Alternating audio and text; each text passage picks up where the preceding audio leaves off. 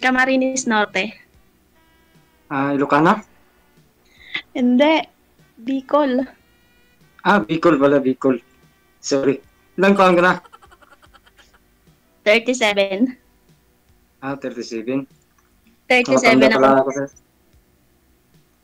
May asawa? Dati. Dati. Ilang anak? 5. 5? Dami naman. Hindi, 3. Sadya gid ba? 3. Sadya. Wait, saan ang dati mong asawa? Nasa kanila. Nasa kanila. Nasaan ka ba ngayon? Nasa Pinas ka lang? Dito po sa Saudi. Saudi. Saudi. Saan ka dito sa Saudi? Riyadh. Riyadh. Jubil ako. Jubil. Ba't napao ka? Nandito ko rin sa Saudi. Dito. Ilang taon ka na dito? Pangalawang balik ko pa lang. Pangalawa na? Ako bago lang ako dito. 5 months pa lang. Magsi 6 months pa lang. So, 5 months pa nasa lang. adjust ka pa. Oo. Nasa puwan pa. Nag-a-adjust parang sa first time ko kasi mag-Saudi. Lalo na ngayon, taglamig. Mas bitter yung taglamig kaysa tag-init. Mas better ba yun? Oo, kasi nasa initan yung trabaho namin eh. Refinery. Anong trabaho mo dito? Refinery. Electrical. Electrician ka. Oo. Nasa refinery kami. Refinery kasi project namin. Aramco.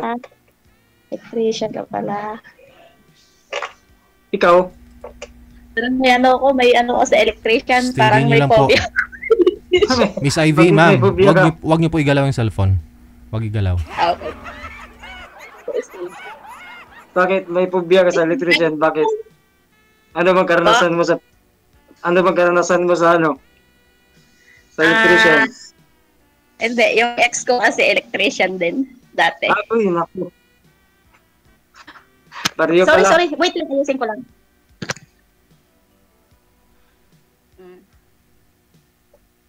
Ano trabaho mo dito? Of course naman, DH. Pero nakakalabas kayo. Oo. Sa may parking, nalilinis. Hindi, joke lang. Di ka, yung may tawag nito yung D-off ba? Wala. So, makakalabasan kayo pag tapos na yung kontrata. Uwi na ng Pinas. Naku. Kailan ba matapos yung kontrata mo? 2027. Kababalik ko lang eh. Galing ako sa Pinas 2026. nung 2027? Anong buwan naman yun? September. September. Halos magkapareho din pala. 2027 din ako eh. 2 years din ako dito. Pero mauna ka lang kasi 5 months ka na dito. Eh ako mag 3 months pa lang eh.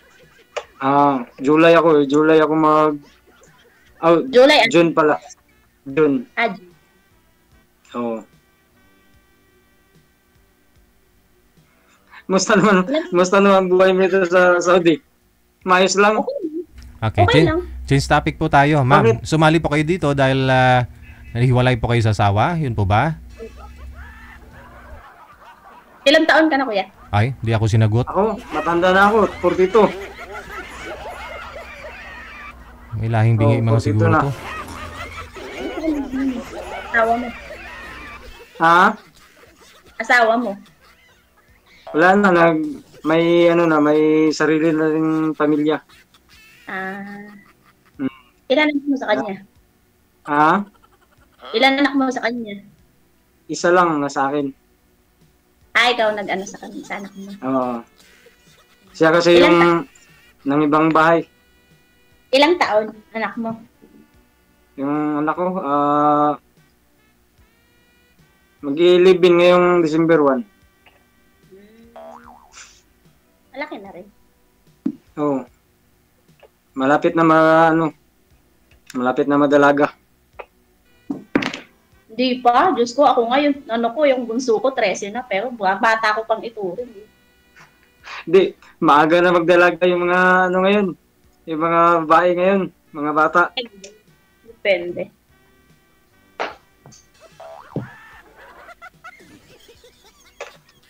Ilang taon ka na ba hiwalay sa asawa mo? Ano pa lang, magto 2 years pa lang. Bago pa lang. Pwede pa magiging comeback. Wala na siguro. Wala na, bakit? Ano ba problema? Wala na, private mo na lang yun. Private ko na pala yun.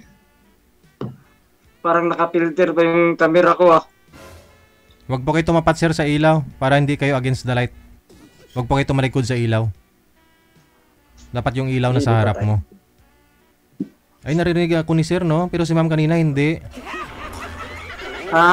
O didma lang ako. Di niya ako pinapansin, no?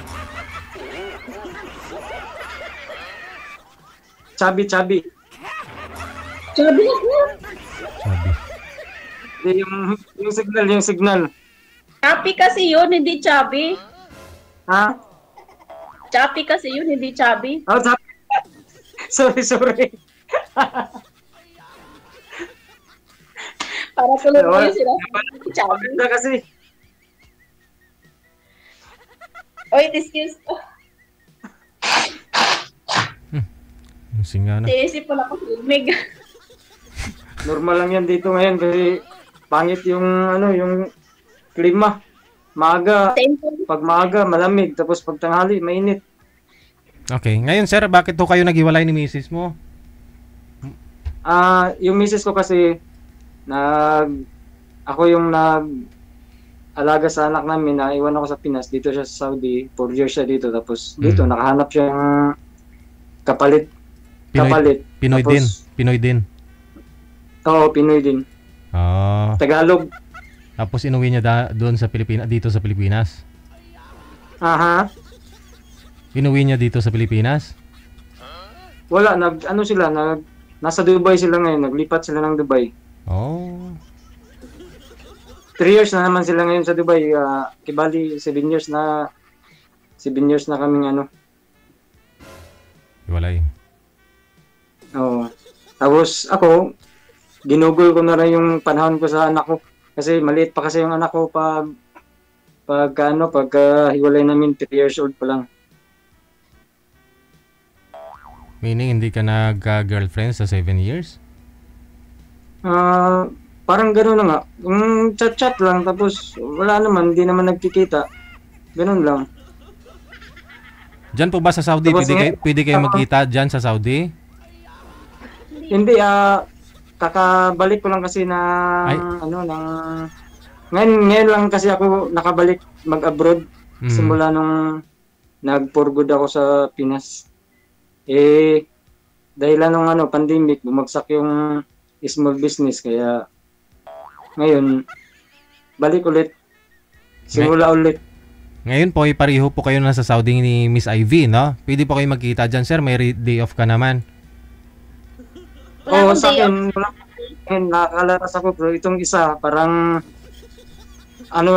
finish contract bago makalabas.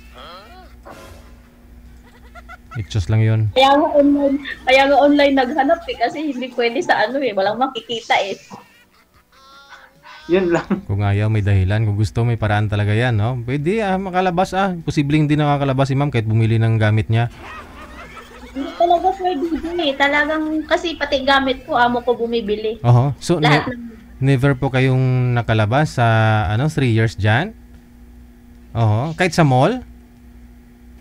Kasama alaga, hindi pwedeng mag-isa. Yun naman po. Pwede yun. Importante masilayan ka lang ni sir. Hindi ka lang lalapitan ba? Hi na lang. Ganun. Kaso lang, parang 8 hours at ang biyahe ng bus. Malayo din. Wala Jubit. Malayo siya. Napakalayo. Paglaanan ng time Sayang oh, baka kayo talaga tinadana ngayon. Oh. Sa damit pa lang, kitang-kita niyo mo naman eh. Oh. Pareho kulay.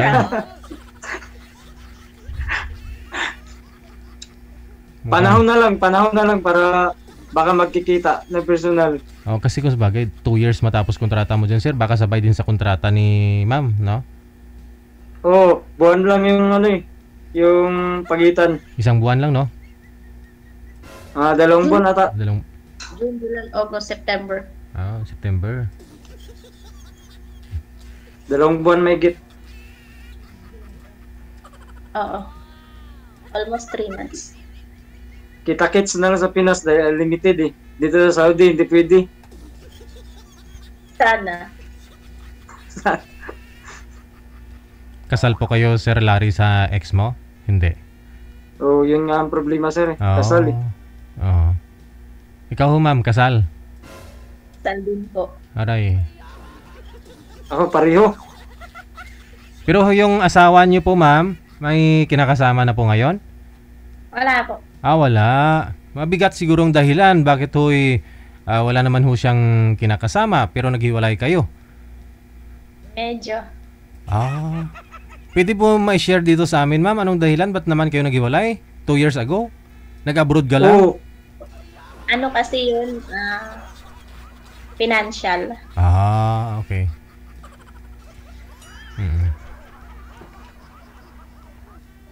Bakit? Hindi ba nagtatrabaho yung asawa mo? Until now. Nako, patay tayo diyan. Bawal. Nagpapababuhay lang pala. Yun po ba yung rason, ma'am? Kaya ho nag-abroad kayo? Dahil hindi siya nagtatrabaho? Siguro Di ba kung electrician yun? Tinulungan mo na maka-abroad? Di ba electrician yun? Oo. Yun lang. Yun lang hindi pwede. Yung ganyan. 3 po yung anak mo. Kung hindi nga nag-abroad siguro, ma'am, baka 6 na po ngayon. Basta wag lang yung manakit. Kaya ako nag-decision mag-abroad para maiwasan ko yung ano niya. Yung pananakit niya. Bakit ka naman sinasaktan? Ano kaya mga rason niya? Selos? Seloso, DJ. Yun lang. Okay lang yung siloso. Simbolo ng pagmamahal yun eh. Pangit na nga lang asawa niya, masyado pa magselos. Baka may rason. Anong rason, ma'am? Sinong pinagsisilusan? Wala naman DJ pinagsisilosan, kaya lang talagang ganun lang siya. Ayaw niya akong pinalalabas, hindi naman sa ayaw niya akong pinalalabas, pero hindi ako pwede makipaghalubelo sa mga lalaki, hindi ako pwede makipaghalubelo sa mga hindi ako pwede makipagkwentuhan sa... Walang kalayaan. Gusto kanyang suluhin. Pagdadamot. Sulong-sulo naman niya ako kasi kasal na nga kami. Kanya lang talagang ganun lang siya, lalo na pag nalasing siya. Naku, lasinggero din pala. May time lang. Umiinom din pala, Pangit yun. Inom, sigarilyo. Yun na rin yung isang rason. Pero matagal din kami, 18 years kami. Ilang taon kayo nagsama? 18. 18? Napakagal din, Kasi ko pa sa buhay, magtiis. Bali, kahit ganun 16 pa lang ho kayo, ma'am. 16 years old, nag-asawa ka na? Opo, mag-17 pa. Oo, na-meet eh. Pero mga anak niyo po nasa kanya po ngayon? Bale, ako yung nagpo-provide. Pero nandun siya, kinakakain ko din. Pinapapakain mo na rin pati siya.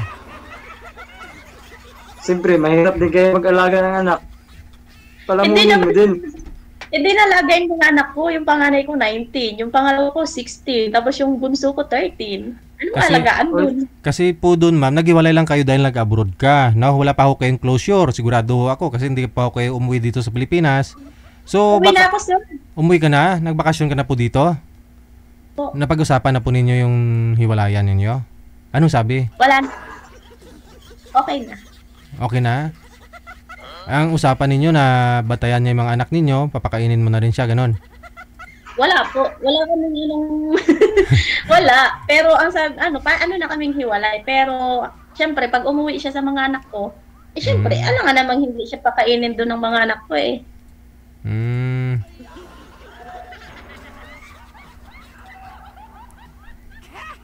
Hindi na ho kayang ayusin, ma'am, kasi wala naman ho siyang kinakasama.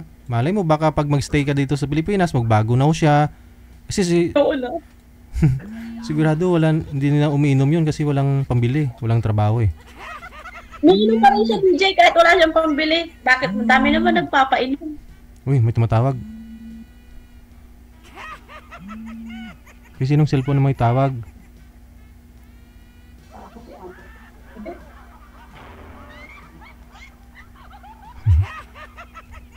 Mababait yung barkada niya. Pinapainom siya, no? Wala natuloy ng boses. Ayun, may tumawag kasi sa'yo, ma'am eh. Sigurado yung asawa niya to. Hindi po. Huwag kayong mag-alala, sir. Hindi natatawag sa akin ang asawa ko. Don't worry.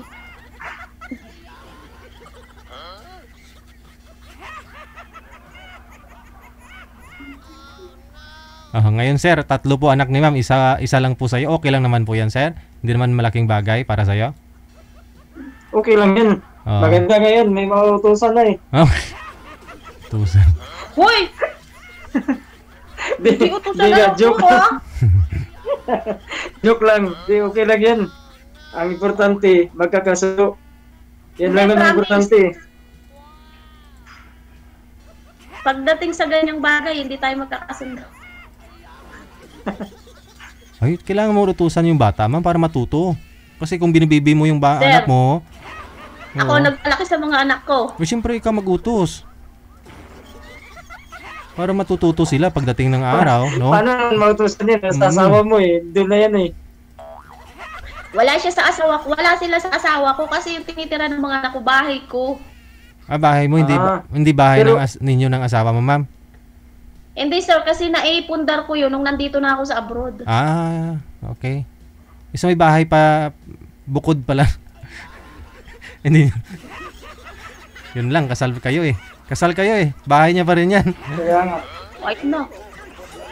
Conjugal yan eh.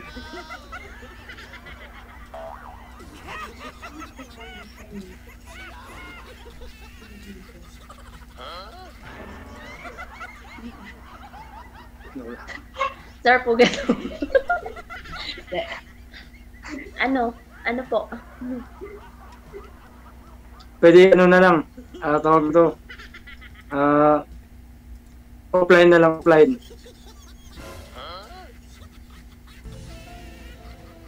Idol. Aga, Idol, sir. bakit to? Ba't kailangan yung Idol, offline? sir. Ano po daw? Ba't kailangan maaga? Ba't kailangan offline ka agad? Ano pong pangalan ni ma'am? Di Sir. ba, di ba pala pwede? Oo nga, alam mo ba? Akala ko pwede na.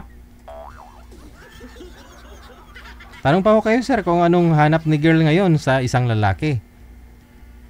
Oo, yun pala. Nakalimutan ko. Ano pala ang hanap mo sa isang lalaki?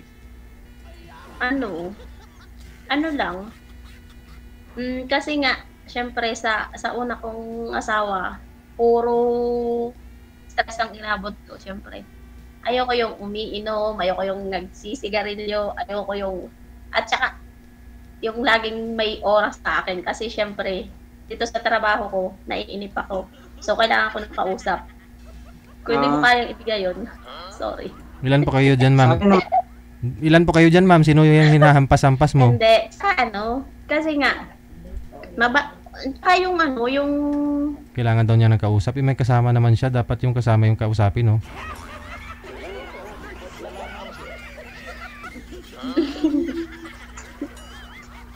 sa akin naman, inom ako pero ano lang, yung occasional lang. Tapos, Ha? occasional. Like, hindi maiwasan yung birthday, ganyan, Ah. napainom ako. Oo. Hindi ako Pwede naman uminom yun. ng... At saka lalo nandito ka sa Saudi, alam ko namang hindi mo magagawa uminom. Oo. Saka ano, sigarilyo. Hindi sigarilyo ako dati pero sa request ng anak ko, tinigilan ko na. Yan na. Wow. Oo. Oo. Good. Tsaka hindi naman yung ganong ano naman, hindi naman para sa akin yun eh. Para sa'yo din man yun eh. Dati kasi, hindi talaga ako naninigarilyo. Natutulong ako magsigarilyo dahil nung nawala yung both parents ko, yung mama at saka papa ko, nawala sa akin. Kaya, no, nabalitaan ko din na parang, yun nga, nagloko na yung partner ko. Sana si girl? Wala na. Ay. Out na. Nakamay Jay, tumawag. nawala lang kasi yung boses.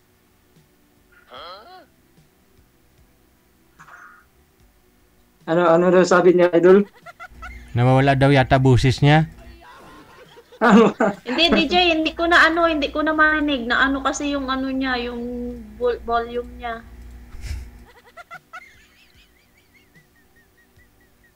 Hindi mo narinig yung sinabi ko? Narinig ko naman, pero mahina. Kaya yun, natuto akong manigarilyo. Hanggang sa nakaugalian na. Pero ngayon, tinigilan ko na din dahil wala din naman kasi magandang yun, napakamahal pa ng sigarilyo sa Saudi. Oo nga. Instead na ikain mo na lang, merienda mo na lang, bibili mo pa sigarilyo. Oo nga. Kaya nga, tinigilan ko na. Dahil wala. Imbis pa allowance ko na, naubos pa. Hindi naman yun para sa iba. Nagka-boyfriend ka na po ba, ma'am, sa 3 years? Ano lang, parang chat-chat lang din po. Kasi hindi naman ako talaga pwedeng magka-boyfriend na ano dito eh. Kasi, sa Pinas? Sa Pinas? Hindi. Uy, nawala ka na. Sabihin yung may Kanina ako, ngayon ikaw. Marami akong guest na nasa Saudi na may mga bahay pa nga sila sa labas.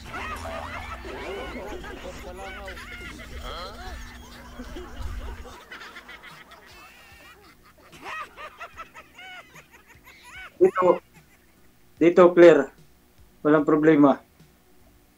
Sa iyo ata yan.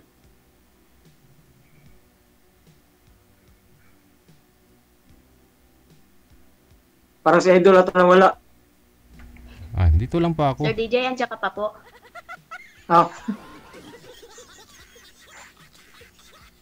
Ala, nagtampo na si DJ. Alay, bungol talaga si ma'am. Nagsasalita ako di niya naririnig, no?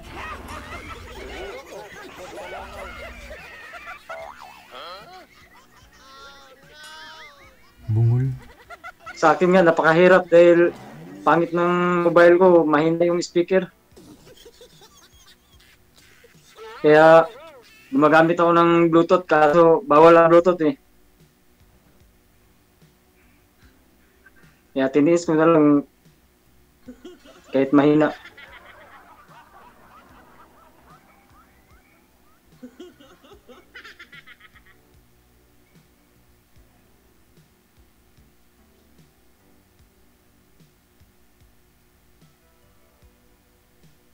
No, pala height mo. Height, Oo. 5'4". 5'4", matangkad din pala.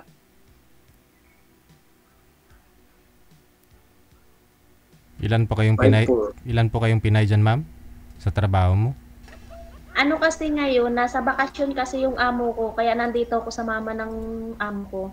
Aha. Pero bukas, uwi din ako na ng bahay kasi ano na ako dito, mag 2 weeks na ako dito. Mabuti nakahabol. Kaya kasama ko yung katulong ng dito. Ilan ba yung katabi mo dyan? Pero sa bahay mag-isa lang ako. Pero dyan ngayon, ilan ang katabi mo? Wala na, lumabas na kasi siya oh. Lumabas na ba? Kanina kasi may tinatapik eh.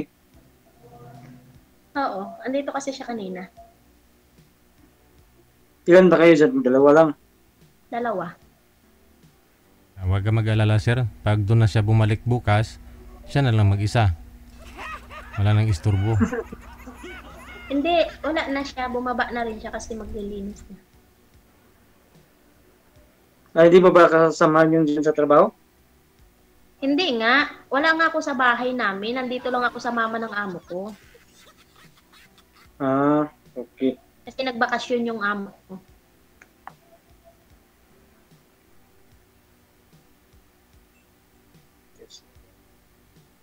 Ano pa, kuya? Tanong mo. Ikaw naman magtanong. Wala naman na akong tanong kung hindi yun lang. Okay lang ba sa'yo? Kaya ganito, may mga tato ako. Ano naman problema sa tato? O ano ba sa pagkatao mo yan? Naka-reflect ba ang Hindi, pagkatao kasi- mo sa tato? May babae kasi na ano, hindi kasi pareho lahat ng tao. May tao na pag nakita ng tato, parang ang pangit na. Sus. Pangarap ko nga din yun magpatato eh. Oh no. Ah, pangarap din ba? Oo. Ano ipatato mo, ma'am? Yung mga small tattoo lang, yung mga tulad sa ganito, sa mga ganito. Mga niyog, pag uwi mo, pag nagpatato ka ng niyog dito, walang bunga. Pag uwi mo, lagyan mo ng bunga. Wala nga na akong tattoo pa. Hindi dito sa Saudi, meron ng ano dito tato siya pa. Ay kuya, hindi nga ni ako makalabas. Yun lang. Dito sa amin, open tato dito sa amin eh. Wala. Daming ano dito, nagtatato na Pinoy. Dami sa Pinoy. Dami naman, pero ano kasi. At saka, magiging question din sa amo ko yun. Siyempre, pag nakita niya may tattoo ako, bakit bigla-bigla nagkatattoo ako? Oh, kaya nga.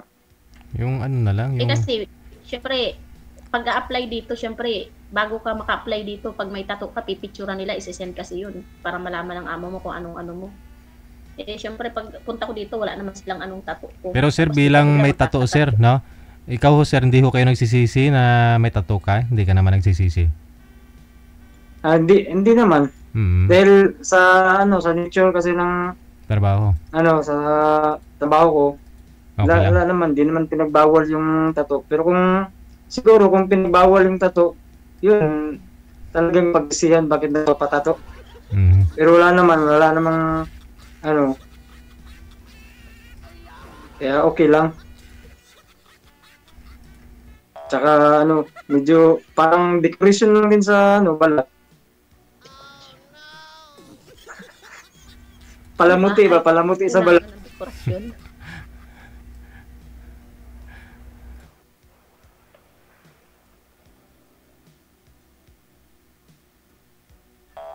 O, paano na? I-off cam ko po kayong dalawa. Maraming salamat sa inyo. Good luck sa inyong pagkikita, Sige. no? Bye! Thank you, DJ.